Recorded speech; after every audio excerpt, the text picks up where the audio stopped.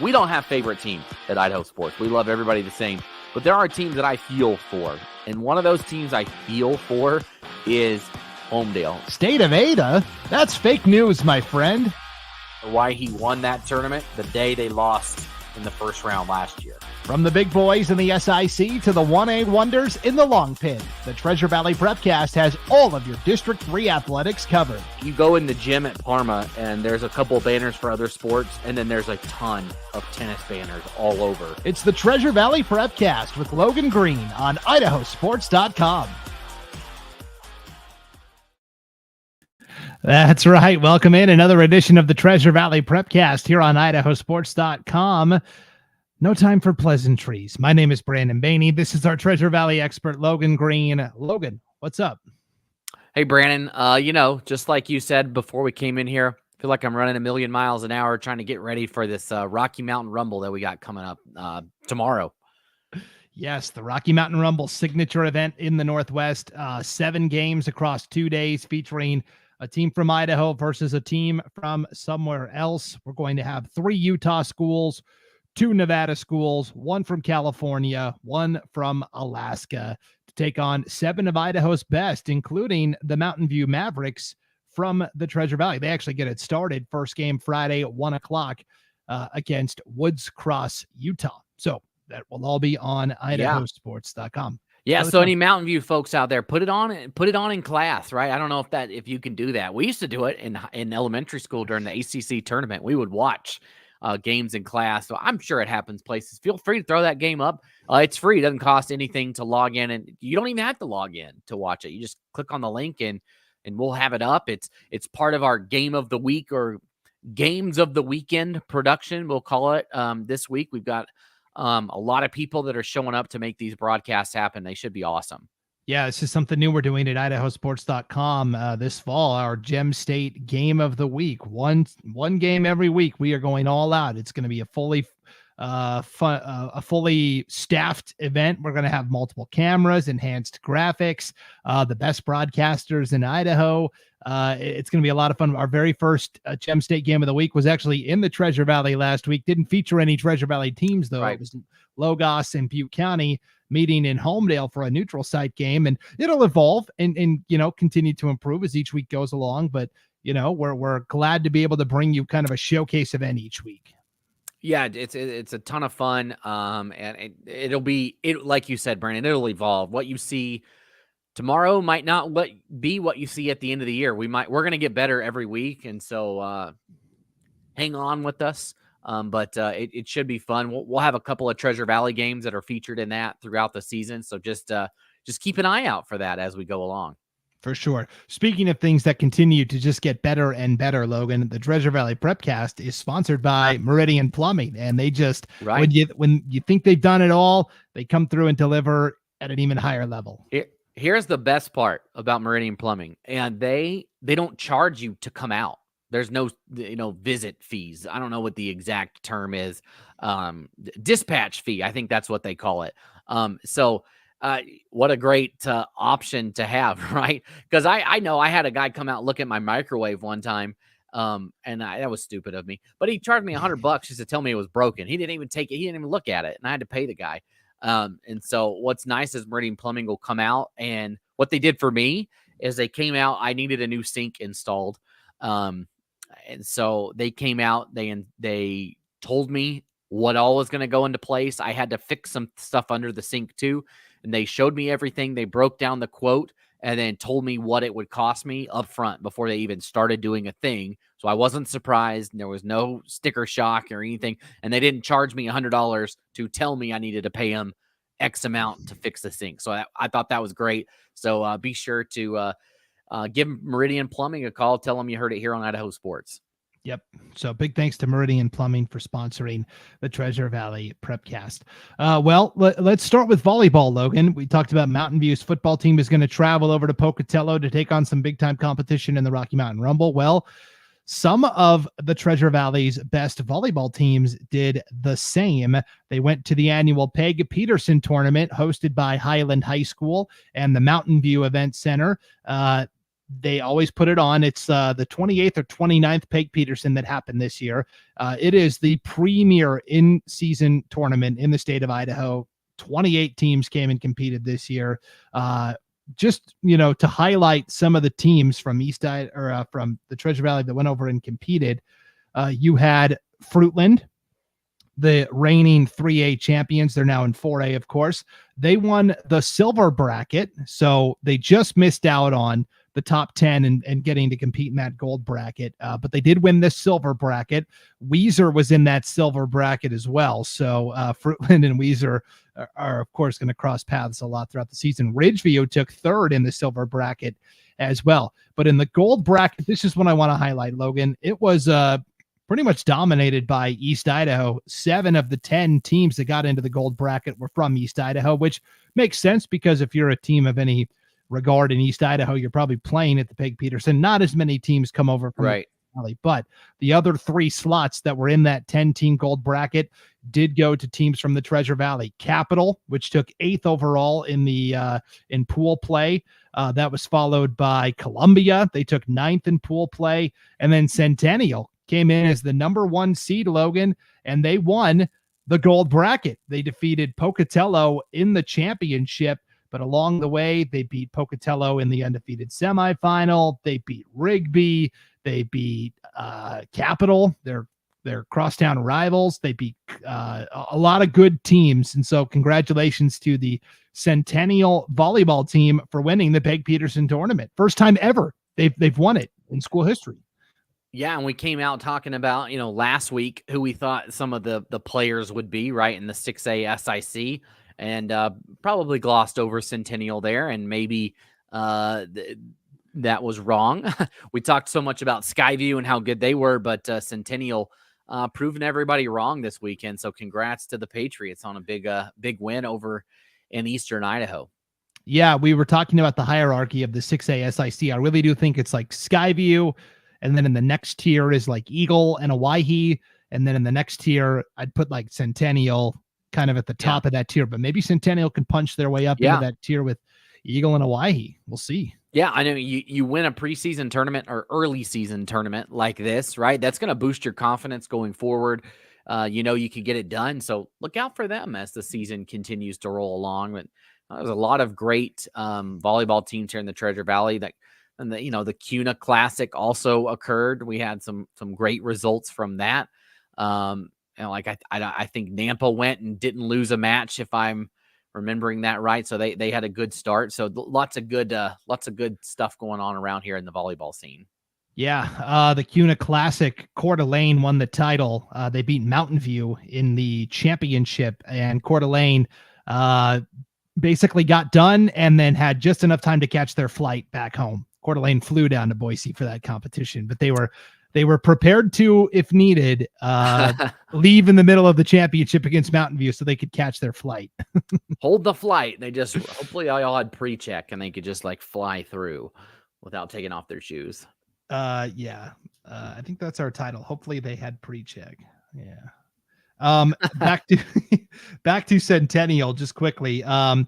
Lindsay Togiai-Afuk, she's kind of our volleyball analyst here at IdahoSports.com. She is writing a weekly column for us once again called Keeping Up with the Kill. And she's going to kind of spotlight, a team or something noteworthy that happens in volleyball every week. It was all about Centennial here in her debut column. She really did a nice job of talking about this Centennial program. They lost 5 seniors, but they returned 9 varsity contributors. So that's a pretty good basis. And then she had some statistics from the weekend as well. Eliana Tia averaged 8 kills per set. She had a hitting percentage of .354. And Lindsay says, and she would know because she was an outstanding volleyball player at Century High School in Pocatello, played college volleyball, now coaches high school and club volleyball over in East Idaho. So Eliana Tia had a hitting percentage of .354. Lindsay says anything above .250 at the high school or college level is outstanding. So that's pretty cool for Eliana Tia. Yeah, what would you say, 354? Yeah. And she crushed it almost 50% better than that. That's incredible, right? That's awesome. Yep. Dalen Harris led the Patriots in blocks and aces, and then she had a hitting percentage of 422. So even higher than now. Tia had more reps at it because she's an outside hitter. But Dalen Harris hitting percentage of 422. That's also pretty good.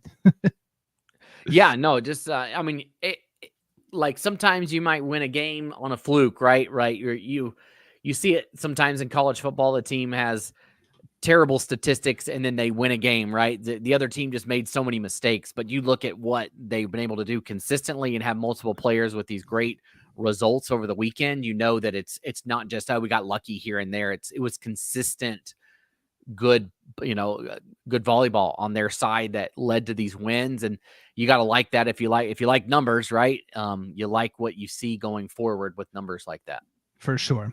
All right, let's switch gears to the soccer pitch where we have Boise really coming in as the co-favorite in 6A, I'd say, along with Owyhee, of course. Owyhee, the defending state champions. They just happened to meet for the first time, Logan, earlier this week in a, I believe it was a conference matchup, because the conference is so large now that you basically get one shot against everybody and that's it. So how about that right out of the gates? Boise lost to Lone Peak, Utah in its season opener 4-0. You have to remember, though, Lone Peak had already played 5 matches prior to playing Boise. They start their season on August 6th down there in Utah, Logan. So it's just like Mountain View in football. They're going to have to go up against a team that I believe has already played 2 games, Brandon, at least 1, maybe 2 games. It's crazy. They start so early there in Utah. Yeah. So really that result, you can't glean too much from it. It was Boise's season debut, but then they got to turn around and play Owyhee right away. This is a game, Logan, that could determine the regular season. Now there's a lot to be played still, but in terms of preseason expectations, Owyhee and Boise, this could determine the regular season SIC title. Boise wins 1-0. And guess who scores the only goal, the game-winning goal in the second half? CUNY Hirai. We only called her name 1,000 times last year. Yeah, what else is new? I mean, she's been doing that since she was young. I start to lose track of like when people, like, especially when they played as freshmen. And I think she played as a freshman, and we covered some of those district tournament games, and she was a phenomenal player during that. And it's like, sometimes you get they are still playing. You don't expect it as so young, and that's what happens. I feel like in soccer a lot, you get these freshmen that come in, and you do get that, they're still there, but it's because they've been able, and it comes from you've been doing this so well for such a long time, and it's not common to see that. Usually you see somebody step in as a junior or a senior and do that, so they're not playing at the highest level for 4 straight years, and that's what you get in girls soccer here in the Treasure Valley. You get so many players that just continue to do this year in and year out. I mean, there's been some great results too to start off the year. Just in the 6A SIC, like Centennial started off 2-0 in conference, 4-0 overall, and Bora also won their first 2 games in conference, 3-0 overall. So 2 teams that maybe not will be there at the end of the year, but right now they sit at the top of the sit at the top of the standings, and so that's a good result for these 2. And Centennial looking. We just got done talking about them with volleyball, but the girls soccer looking great too. They had wins over Rigby, Madison, Capital, and Meridian to start things off. Yeah, sorry. I thought I hit my mute button, but you probably heard me coughing there. I apologize. I didn't, Brandon. If I must have I tuned you out, Brandon. Yeah. I'm not even listening. Well, that's good to know in a co-host. Right. We just are talking over each other. No, all things aside, it has been a nice start to the season in soccer, and we'll continue to see as we turn into September here, which teams can keep the momentum going. And then let's wrap up with football, Logan. I think most weeks here on the Treasure Valley Prepcast, we're going to talk about what happened the week before in football. In terms of looking ahead to, for example, Mountain View playing at the Rocky Mountain Rumble, or, oh man, there's this really juicy Eagle and Meridian matchup this weekend. We will leave that to our new show that we have debuted called Gem State Game Day. If you haven't heard about it, it is an hour-long show that airs live on the IdahoSports.com YouTube channel, Facebook page, and Twitter account every Thursday morning, 8 o'clock Mountain Time, bright and early. And then you can watch it on replay anytime, at IdahoSports.com's YouTube channel, Facebook page, Twitter account. It went live this morning, Logan, our week 2 preview, but we break down basically all of the big matchups and storylines for the upcoming slate of high school football games. Yeah, lots of good stuff. We got into the Eagle Meridian game, which is this week, and that's going to be a classic. It was last year. Both games came down to the wire. We talked about Mountain View headed over to Pocatello to play in the Rumble, and we talked about the Fruitland Emmett game, which both teams coming off big wins last week. And we'll talk about that here. We'll talk about the week that was, but that should be another fun game that we also discussed during Gem State game day. Yep. It's going to be a lot of fun. So you can watch that on the IdahoSports.com YouTube channel, Facebook page, and Twitter account. As soon as you're done watching the Treasure Valley Prepcast here on the IdahoSports.com YouTube channel, Facebook page, and Twitter account.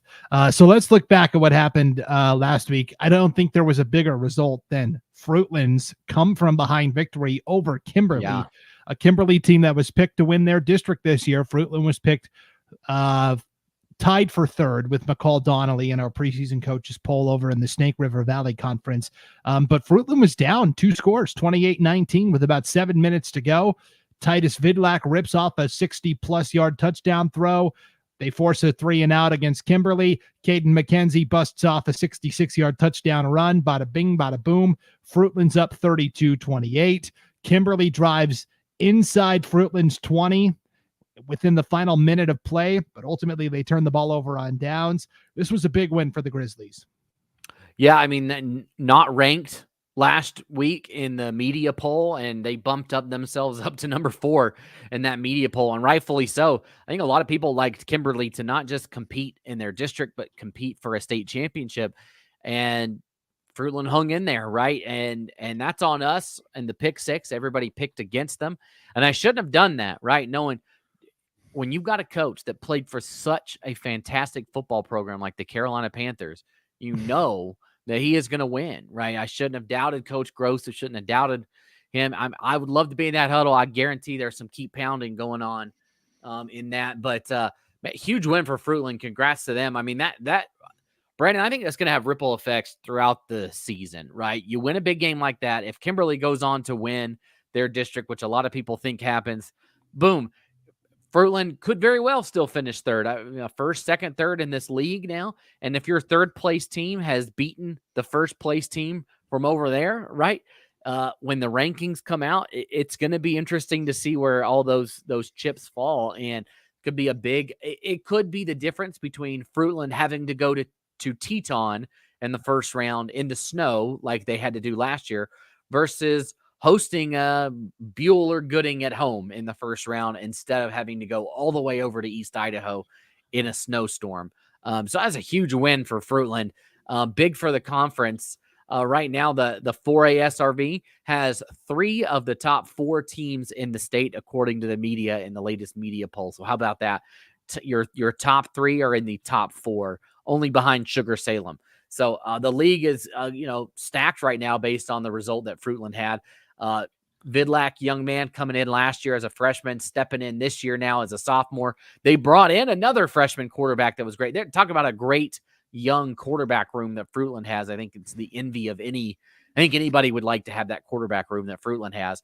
But Vidlak steps in and steps up right after a freshman year that he would like to put behind the team, right? Had a below 500 record, and you start off with a huge win right here. You got to like it if you're Fruitland, and this big game coming up with Emmett this week should be fun to see where the Grizzlies stand after that. Yeah, it's going to be a big-time matchup. Emmett is also 1-0 to start the season. They played Canyon Ridge and won 34-6. Other highlights from the week 1 slate of football: Homedale beat Snake River in a low-scoring game, 22-6. I think Snake River is going to be better than people realize, at least initially. Columbia went to Winnemucca, Nevada, and beat Albert Lowry High School 28-20. That was a big win. Marcine picks up right where they left off. New coach, Mike Forestier, no big deal. They beat Cole Valley Christian 28-16. Nampa beats Century 42-7 as well. So of all those wins I just highlighted, Logan, which was the one that stood out to you the most? I mean, there's a couple that stick out for various reasons, but I really like this Nampa score, right? I had some folks that I know that their kids play for Middleton talk to me this week, and they're like, did Nampa really beat Century 42-7? Like, yeah, they really did. I think that opened a lot of eyeballs. I know Century has been down the last couple of years, but I think for anybody to win any game of that sort that convincingly, I think you have to give a second look. They're going to have a great opportunity this week to play against Middleton. And I think that should be a telling game. That will be right here on IdahoSports.com. You can watch that game for free right here on Friday night. That'll be I'm excited to see how that one turns out and to see if Nampa can maybe make some noise coming back. You know, they're going to be a 5A team this year, which is the former 4A. So they're playing in that league. And I think this will be a good test for them to see where they stand and if they can push BK, but a big win for the Bulldogs over Century on opening night. Yep. And I'm really high on Nampa's chances too, just because they've got good numbers for the program. First year coach in Ty Thomas, Montana native like myself. So it's going to be Brandon's got to squeeze that in everywhere. If he can, he'll do it. He played in Dillon, Montana, which is I got to drive through Dillon tomorrow on my way to the Rocky Mountain Rumble. I lived in East Idaho and we drove to Washington a lot. And so that was always the first stop, is you could stop in there was something in Dillon that you could like, all right, I this was my first checkpoint. Like that, you got checkpoints right on a road trip. Dillon's a checkpoint, Butte, Missoula. You're like, all right, I can stop and stretch my legs. But wow, from Dillon and coaching at Nampa, that's quite the journey. Yeah, he played quarterback and safety at Beaverhead County High School in Dillon. Didn't lose much there. Went to the University of Montana, played on defense. Didn't lose much there. I mean, this guy's just a winner. And so Ty Thomas, I'm excited to see what he can do with this Nampa Bulldogs football program. And again, if you want a full breakdown of like what's ahead on the schedule this week, all the SIC teams are going to be in action. Bishop Kelly is going to make its season debut. There's going to be some interesting games on the schedule for sure, but you can go tune into Gem State Game Day for a full breakdown of everything that's going on there.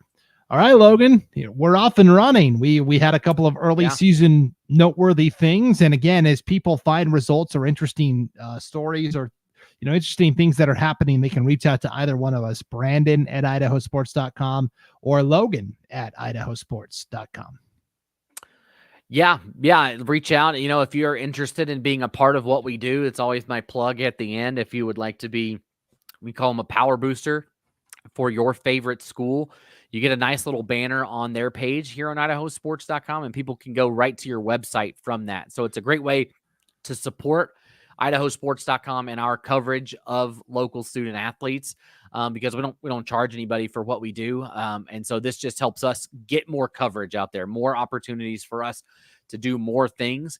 We'd love to have you involved in that and get you something back on it, right? You get people to your website, which is the ultimate goal. You get something out of helping us. So we would love for you to be involved. Just send me an email, just Logan at IdahoSports.com. We can get you set up with that and ready to go. So looking forward to this week of sports action, Brennan. It's going to be busy with everything. We've got all these events. It's the beginning, the true beginning of college football is this weekend. My Wolfpack plays tonight against the Western Carolina Catamounts. So this calendar year has been great to me as a NC State fan. Final Four, College World Series. We're hoping for the college football playoff here, Brandon. Well, we'll see. That would be quite the achievement. But well, never say never, but yeah, that's right. Don't say never. Yeah. Anyway. Yeah. Well, it's going to be a lot. That's why we can use, Holt Arena is available this weekend, because I believe ISU is playing over at Oregon State this week, which is kind of cool. And the Vandals are playing over in Eugene against the Ducks. That's a heck of a a way to start off the season. So a couple of good opportunities for our high school athletes because the other guys are on the road. Yeah. And just to wrap up with Big Sky Conference football, if you're going to go play up a level, you should do it the way Montana State did. Oh, do yeah. Do it in a week 0 setting where you're like the prominent national game or one of play a team that's actually not that good in New Mexico. New Mexico is a dumpster fire of a college football program right now. They're FBS in name only. Montana State beats New Mexico. They got the credit for, they knocked off a mighty FBS team. But let's be honest, New Mexico probably is finishing middle of the pack in the Big Sky Conference. It was like last year when so I went to U of I, so I always go there, right, when I come to stuff. So the Vandals beat Nevada, like they spanked Nevada. It wasn't even close. It was like 33-7 or something like that. That Nevada team wasn't good. I think the Big Sky, man, this is getting way off topic here. Yes. But I think the Big Sky, you could throw those teams in the Mountain West, and I know Boise State's fans don't want to hear that Idaho could probably compete and be actually pretty good, but they could. And I think a lot of those big Montana State, Sacramento State, those teams could fill in the bottom half of the Mountain West just fine. Yeah. So it'll be interesting to see. Yes.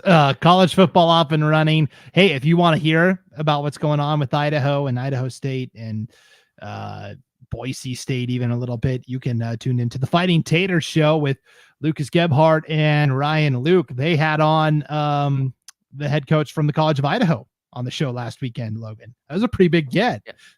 Yeah, that's awesome. Getting a big one off. I mean, College of Idaho is top 5 to start the year this year in football. They're growing. They were a game away from the national championship last year. So yeah, go check out Ryan and Lucas's podcast as well. Yep. And again, all of our podcasts are right on the homepage at IdahoSports.com, just to the left of the main page story. So thanks for tuning in to the Treasure Valley Prepcast, everybody. And again, if you want to see all the games we're broadcasting, just click on the game streams tab on the homepage at IdahoSports.com and we'll get you squared away there. All right. Thanks for tuning in, everybody. For Logan Green, I'm Brandon Baney. We will see you next time on the Treasure Valley Prepcast on IdahoSports.com.